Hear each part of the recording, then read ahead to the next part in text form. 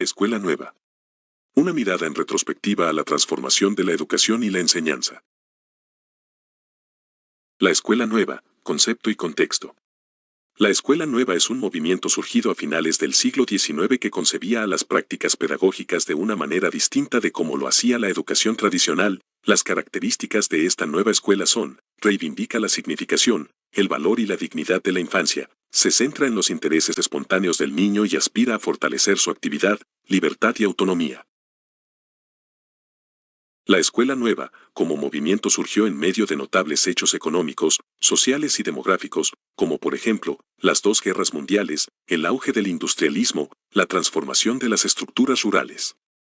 Y también de hechos políticos, por mencionar algunos, el auge del capitalismo y la aspiración democrática de alcanzar los ideales de libertad, igualdad y fraternidad.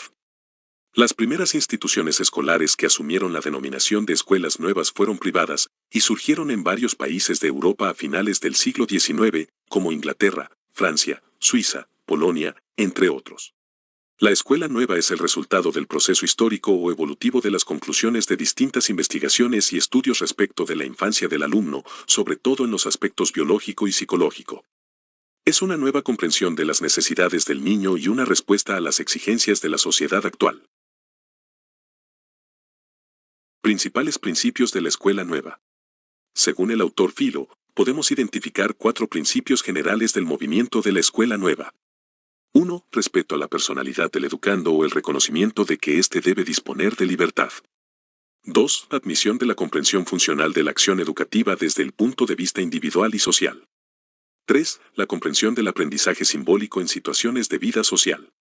4. Se asume la variabilidad de las características de cada individuo, de acuerdo con la cultura familiar y la pertenencia a grupos de vecindario, de trabajo, de recreación y religiosa. Principios y fundamentos de autores representativos.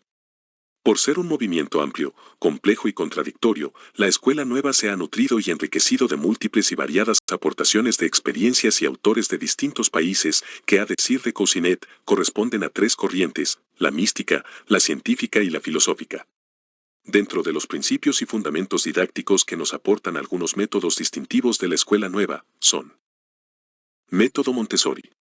También denominado método de la pedagogía científica, por cuanto se basa en la observación y la experimentación objetiva del niño para su educación. Sus premisas: 1. Libertad como necesidad de expansión de la vida. 2. La libertad como actividad para el trabajo. Y 3. Respeto a la individualidad. Se apoyó en un sistema de autoeducación, privilegió el método analítico y recurrió al uso de materiales artificiales o más o menos abstractos. Método de Ubaid de Crowley. Es pragmatista, predomina una función biológica de la evolución infantil y se fundamenta en la exigencia de la enseñanza individualizada. Puso énfasis en la función de globalización y le dio mayor importancia al contacto del niño con objetos concretos en toda su complejidad. Método de los proyectos de John Dewey. Parte del principio de que la vida debe ser llevada al seno de las clases, mediante una enseñanza orientada por proyectos que sean percibidos y aprendidos por los educandos. Aportó la máxima representativa de aprender haciendo, donde destaca la importancia del interés como fuerza impulsadora de la educación. William Kilpatrick. Método de proyectos basado en el trabajo escolar, donde se destaca el aspecto cooperativo y social de una educación dirigida a alcanzar objetivos válidos para los alumnos. Método de trabajo en equipo libre por grupos, de Roger Cousinet. Concebida para desarrollar una forma de socialización en sintonía plena con las exigencias del libre desarrollo del niño. Sus principios básicos consisten en libertad, el trabajo por grupos y las posibilidades de actividad. Método de Celestine Freinet.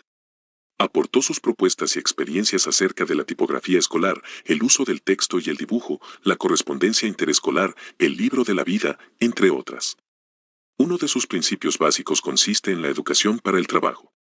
También es preciso referir otros aportes importantes a la escuela nueva desde la perspectiva de la corriente científica, entre ellos, los provenientes de la denominada pedagogía experimental con el impulso fundamental de Binet, su fundador, y de la psicología genética con los trabajos de Piaget y Gowling.